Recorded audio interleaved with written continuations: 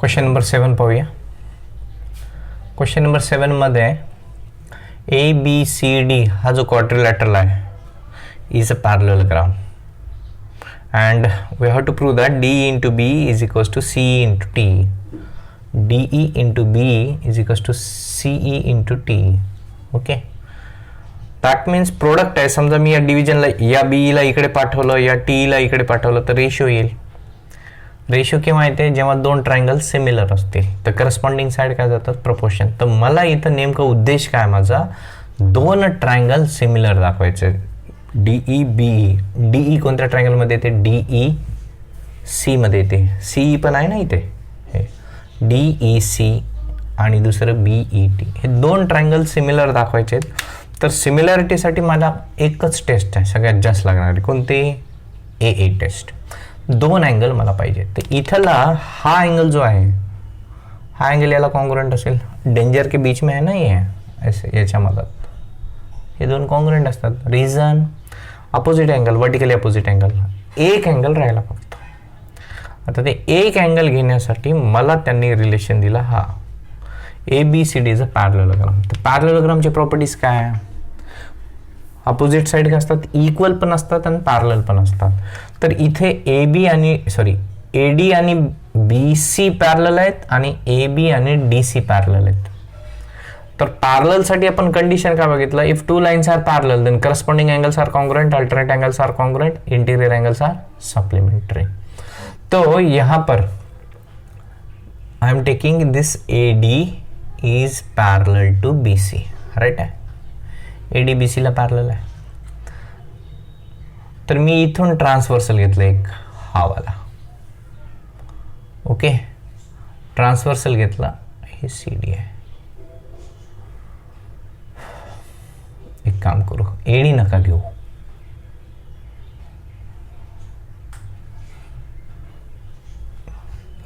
Draw करण्यामध्ये चुकतंय जरा.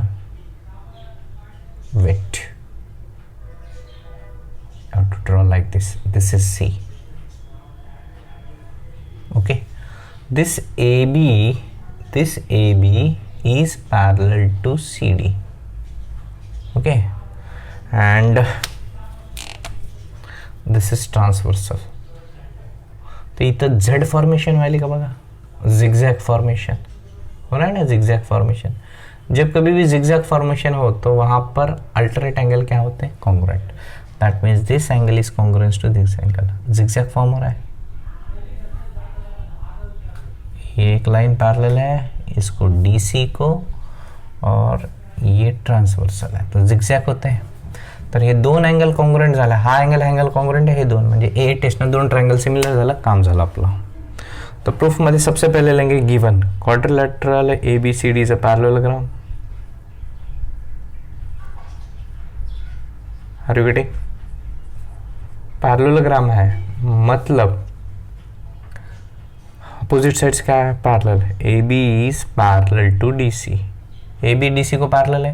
That means can I said that AT is parallel to DC because A', B', T collinear है. दो line parallel हो गए. This AT is parallel to DC. Therefore alternate angle कौन सा है? Angle ATD is congruent to angle TDC. Okay. तर याचं shortcut नाव काय असेल? याला मी असं लिहू शकतो. BTE is congruent to angle EDC. Clear आहे? हे कोणचा अँगल आहे? Alternate angle. पॉइंट क्लियर आहे? दिस इज अल्टरनेट एंगल. राइट है ना? क्लियर. इसको हम 1 देते हैं. तो आता घेऊ triangle. In triangle BET and triangle DEC दो एंगल. सबसे पहला vertically opposite angle. Angle BET is congruent to BET. कोणाला कॉन्ग्रुएंट पडेल? Angle DEC. Vertically opposite angle. Clear है? Then angle BTE, this angle BTE will congruence to EDC from 1. Therefore triangle BET is similar to, correspondence ठीक से लेना, B किसको correspond होगा पहले देखते हैं, ये सेंटर वाला E को है, EE, this T is correspond to D, this T is correspond to D, राहिलं कोण, E झालं, D झालं, C by AA test. Are you getting this one? Maximum काम दो ट्रायंगल को सिमिलर दिखाने से हो जाता है. दोन ट्रायंगल सिमिलर दाखवा, काम संपते. सिमिलॅरिटीसाठी आपण एकच मॅक्झिमम यूज करतोय, AA test. Two triangles are similar, corresponding sides are in proportion. तो पहले लेते हैं, यहाँ पे BE लग रहा है तो BE ले लो. B कोणाला करस्पॉन्ड है, B is correspond to C. गरज BT की नहीं है, अब BT की है, TE की है तो TE लेता है. TE this one, this TE is proportion with TE. यहाँ पर लेते हैं CS, corresponding sides, cross multiplication, BE into DE, that should be equals to TE into CE, TECE, TECE, BED product. आगे hence product. Point clear आहे, समजतंय का? दोन triangle similar दाखवायचेत. सिमिलॅरिटीची एकच test, AA test, vertically opposite angle आणि हा अल्टरनेट अँगल. समजलं? ओके, थांबू मग इथे. नेक्स्ट क्वेश्चनकडे बघू. Next question number 8. इथं प्रूफमध्ये दोन ट्रायंगल सिमिलर दाखवायचे आहेत. आतापर्यंत सिमिलॅरिटीसाठी आपण एकच टेस्टला पाहत होतो, AA. इथे बघा, गिवनमध्ये मला साइडचं प्रपोर्शन दिलेलं आहे, मतलब एक पक्की गॅरंटी आहे, यस मुझे यूज करना है. आता एक यस तर देऊ शकत नाही, त्यांनी किती यस दिलेले, 2 यस. तर 2 यस दिल्यानंतर माझ्याकडे टेस्ट कोणते आहेत, एक SSS आहे आणि एक SAS आहे. आता इथे बघा, हे 2 लाईन दिसाले तर हे 2 अँगल तर ऑब्व्हियसली कॉन्ग्रुएंट असायला पाहिजे. तर एक A आला आणि हे 2 यस, म्हणजे माझी टेस्ट कोणती असेल, SAS. 3 साईड तर नाही याच्यात दिली नाही ना, 2च साईड दिलेली आहे, म्हणजे हिंट भेटली मला. बघा, जॉमेट्री सोपं असते, गिवन मध्येच आपली हिंट असते, त्याच्यावरून आन्सर काढायचं असते. तर इथं 2 साईड प्रपोर्शन मध्ये दिलेले आहे, एक अँगल मला भेटलं, ते SAS वरून सिमिलर होते. तर लिहायचं कसं, proof in triangle ABP and triangle CDP. Right है. सबसे पहले ये इंफॉर्मेशन लिखते हैं, AP by CP is equals to BP by DP. It's a given. Okay. AP side and BP, these two, AP BP. SAS मतलब दो side के beach वाला angle A. AP और BP, ही side AP, ही side BP, या दोन साइडचा including angle congruent यायला का, या इकडल्या दोन कॉन्ग्रुएंट, सॉरी कॉन्ग्रुएंट बोललो मी, प्रपोर्शनल साइड, दोन साइड आणि त्याच्यामधला अँगल, दोन साइड त्याच्यामधला अँगल, दोन साइड त्याच्यामधला अँगल कॉन्ग्रुएंट आहे. तो पक्का गारंटी है हमारा SAS से. तो एंगल क्या है लिख दो, दिस angle APB is congruent to angle DPC, vertically opposite angle. Okay, therefore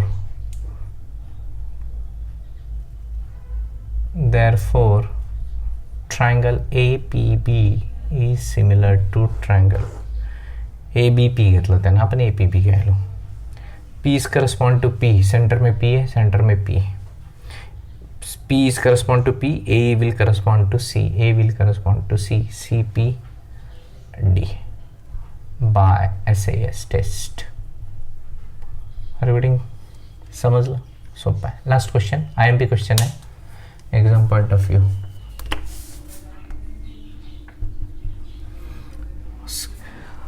chapter similarity है, काम हमारा एक ही है, सिमिलैरिटी के ऊपर. ट्रायंगल सिमिलर दिखाओ और काम करो, प्रूफ. अब यहां पर कितने ट्रायंगल है, देयर आर टोटल 3 ट्रायंगल्स है ना. पहला वाला ABC, ABD, ADC. कोणते दोन ट्रायंगल निवडावे? दोन ट्रायंगल निवडण्यासाठी त्यांनी इन्फॉर्मेशन दिली BAC ADC इथंच दिली. हेच दोन अँगल घ्या, हे ट्रायंगल घ्या, BAC वाला ADC वाला. BAC और ADC दो बड़े ट्रायंगल ले लो. दो बड़े मतलब ये वाला एक और ये वाला एक. Proof in triangle BAC and triangle ADC. Are you getting this one? नाही तर प्रूफ वरून करतात. CA कोणत्या ट्रायंगलमध्ये येते ते एक ट्रायंगल घ्यायचं, CAD मध्ये पण येते, CAB मध्ये पण येते. CB कोणत्या ट्रायंगलमध्ये येते? ऑब्विसली मोठ्या येते. आणि CD छोट्यामध्ये येते. समजलं कसं ठरवायचं? तर दोन ट्रायंगल सिमिलर दाखवण्यासाठी कोणती टेस्ट? AA taste. तर पहिला अँगल त्यांनीच दिलेला आहे, angle BAC is congruence to angle ADC. Given है, क्लियर? अब दूसरा है वर्टिकली अपोजिट नहीं है, कुछ नहीं है, तो यहाँ पर लिंबू टिंबू देखते हैं. कॉमन उडीत कावळा म्हणतो त्याला, दोन्हीकडून खेळणारा. दोन्हीकडे उडीत कोण आहे? हा अँगल येतो का बघा बरं. छोट्या ट्रायंगल मधला अँगल, आणि याला वाढवलं तर हा मोठ्या ट्रायंगल मधला अँगल. बरोबर है? तो दोनों में आ रहा है BAC. तो पहले लेते हैं angle BCA is congruent to DCA. CA for common angle. Therefore triangle correspondence नीट घ्यायचा सिमिलॅरिटीचा. ते जर चुकलं तर आन्सर चुकते. BAC similar to A centre वाला है, A किसको करस्पॉन्ड होगा? D. A सेंटर ला है, D second number, second A second D. C will correspond to C will correspond to C. Remaining part is A by AA test. Right? As two triangles are similar, corresponding sides are proportion. Proportion में ऐसे side लेना है जिसमें सब में C हो, तो CA will proportional to CD. Next is CB is proportional to CA. Corresponding sides. Cross multiplication CA into CA, same term का product square होता है. CA square is equal to CB into CD. हो गया proof. समजला? Geometry सोपं असते, फक्त concept नीट असायला पाहिजे. आता आपल्याला कॉन्सेप्ट नीट क्लिअर नसतात आणि लॉजिक कसं बसवावं ह्याची आयडिया नसते. ती आयडिया समजा क्लिअर झाली तर मग सहजरित्या समजते. मला वाटते हे तुम्हाला 100% समजायला आहे. ओके, क्लिअर आहे?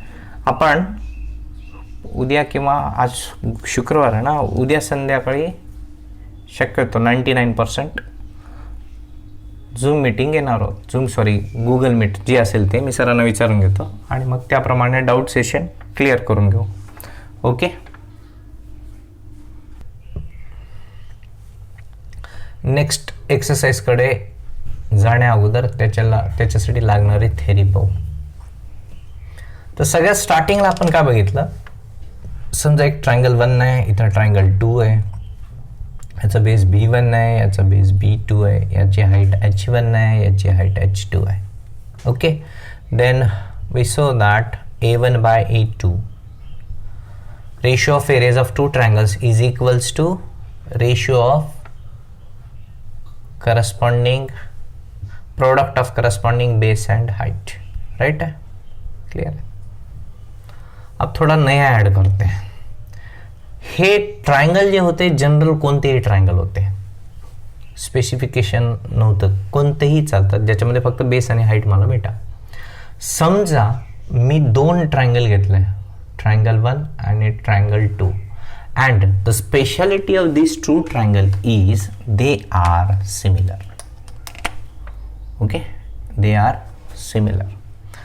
As two triangles are similar, corresponding sides are in proportion. याला 3 साइड, याचे 3 साइड proportion मध्ये असतात. मतलब इसका साइड, वन ट्रायंगल का साइड फर्स्ट ट्रायंगल के साइड और सेकंड ट्रायंगल के साइड प्रपोर्शन में होते हैं. याचे 3 साइड आहेत, त्याची 3. याच्यामध्ये एक नवीन स्पेशालिटी आहे. As two triangles are similar, corresponding side, corresponding height, corresponding perimeter, P for perimeter, perimeter means boundary length, and corresponding medians are in proportion. हे पहिल्यांदा ऐकताय तुम्ही. S for side, H for height, P for perimeter और M for median. Okay, जेव्हा दोन triangle, if two triangles are similar, then corresponding height, corresponding median, corresponding side, corresponding perimeter and median, all these are in proportion, same ratio असतं. आता side मध्ये आपण इथे जसं base घेतलं, तर इथे मी थोडं चेंज करतोय आता या फॉर्म्युलेला. a1 by a2 is equals to, can I write it as b1 by b2 into h1 by h2. B for base, base मतलब base is a one of the side of a triangle, right? That means can I replace base as a s1 by s2. Okay, it is nothing but side of triangle into this height is proportional to this p1 by p2, m1 by m2, s1 by s2. तो मैं इसको निकालता हूँ, इसको लेता हूँ फिर s1 by s2. हे शॉर्टकट मध्ये मी दाखवलं, याला ओरिजिनल प्रूफ वेगळं आहे, एक सहजरित्या समजावं म्हणून. याचं जे ओरिजिनल प्रूफ आहे ते थेरम म्हणून येते, ते आपण पाहू नंतर. ओके, तो s1 और s1 का प्रोडक्ट क्या हो गया, that is s1 square by s2 square. तो फॉर्मूला मेरे पास बन गया, a1 by a2 is equals to s1 square by s2 square. इथं पॉवर सेम आहे, डिव्हिजन आहे, तर लॉज ऑफ इंडायसेस त्याच्यावरून मी याला असंही लिहू शकतो ना, s1 bye s2 hole square. चालेल, पाहिजे तर याला मी असंही लिहू शकतो, m1 by m2 whole square, p1 by p2 whole square, h1 by h2 whole square. इतना डिटेल हमको नहीं है. ओके, म्हणजे 1 2 3 4 कोणालाही घेऊ शकतो. तर माझा कॉन्सेप्ट काय बनला main, as two triangles are similar, दो ट्रायंगल दिए हुए हैं, जर दोन ट्रायंगल दिलेले आहेत आणि ते काय आहेत, हे कशा साइन आहे, सिमिलॅरिटीचा. If two triangles are similar then मैंने क्या लिया अभी, what we took, ratio of areas of two triangles is equal to, we can write it as this manner और दिस मैनर. तो इसका स्टेटमेंट क्या बनेगा, what will be the statement of this, it's a theorem. Okay, तो मी बोलतो एकदा, तुम्ही नंतर रिकॉल करा. If two triangles are similar, दो ट्रायंगल है similar, if two triangles are similar then a1 by a2 means किसका रेशियो है, किसका है, एरिया का. Ratios of area is equal to square of ratio of side. थोड़ा English उलट चलावं लागतं, आपल्यासारखं नाही, ऐसा आना पड़ता है. If two triangles are similar, statement बोलते हैं, if two triangles are similar, बोला एकदा, if two triangles are similar then ratio of areas of two triangles, ratio of areas of two triangles is equal to square of ratio of sides, square of ratio of sides. अरे मी दोन्हीकडे same लिहिलं यार, इथं एक minute, इथं असं लिहा. Okay, are you getting clear आहे, स्टेटमेंट समजते का. If two triangles are similar, ही जी कंडिशन आहे आपण फक्त आणि फक्त केव्हा वापरू शकतो, जेव्हा ट्रायंगल्स सिमिलर असतील. आणि ही कंडिशन वापरण्यासाठी काही कंडिशन नाही, ट्रायंगल्स कसे करत नाही, फक्त मला बेस आणि हाईट माहीत असायला पाहिजे. ओके, क्लियर आहे. स्टेटमेंट एकदा final, if two triangles are similar then the ratio of areas of two triangles, ratio of areas of two triangles is equal to square of ratio of corresponding sides, square of ratio of corresponding sides. Clear आहे. ह्या कॉन्सेप्टवर आपण coming exercise पाहणार आहोत. इथपर्यंत clear आहे. Okay.